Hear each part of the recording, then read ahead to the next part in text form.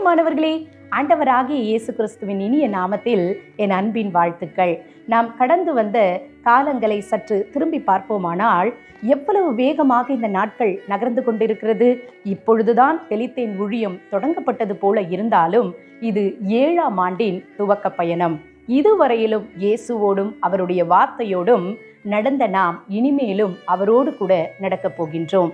இன்றைக்கான தெளித்தேன் 2 நாளாகமும் 14ஆம் அதிகாரம் 11ஆம் வசனம். எங்கள் தேவனாகிய கர்த்தாவே எங்களுக்கு துணை நில்லும்.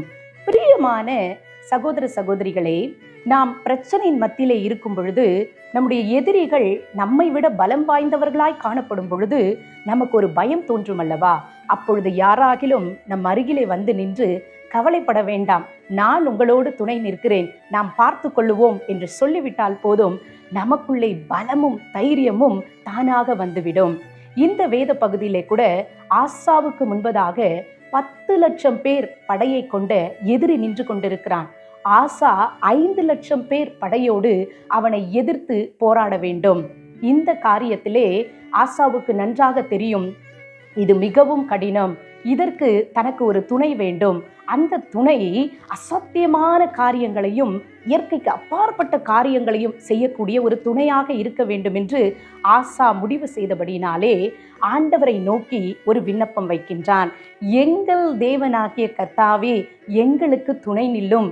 பலமுள்ளவனுக்காகிலும் பலனற்றவனுக்காகிலும் நீர் லேசாக உதவி செய்கிறவர். நீர் எங்களோடு வந்து இந்த கூட்டத்தை மேற்கொள்ள எங்களுக்கு துணை நில்லும் என்று வேண்டிக் கொள்ளுகிறான். நடந்தது என்ன?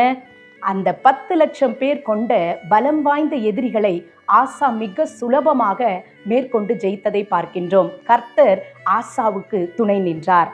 சங்கீதம் 86 கடைசி பகுதியிலே தாவீது இப்படியாக சொல்லுகிறார், கர்த்தாவே நீர் எனக்கு துணை செய்து என்னை தேற்றுகிறதை என் பகைஞர் கண்டு வெட்கமடையும்படிக்கு எனக்கு அனுகூலமான ஒரு அடையாளத்தை காண்பித்தருளும் என்று வேண்டிக் கொண்டதை பார்க்கின்றோம். இதை கேட்டுக்கொண்டிருக்கிற எனக்கு அன்புக்குரியவர்களே, நம்முடைய வாழ்க்கையிலும் கூட சில எதிரிகள் பலம் வாய்ந்தவர்களாக நம்மை பயப்படுத்தும் பொழுது நாம் பயந்து போய் நின்று விடாமல் கர்த்தரையே நமக்கு துணையாக நிற்க வேண்டும் என்று நாம் ஜெபிப்போமானால் அவர் நம் எதிரிகளை மடங்கடித்து நமக்கு வெற்றியை தருவார். ஜெபிப்போமா?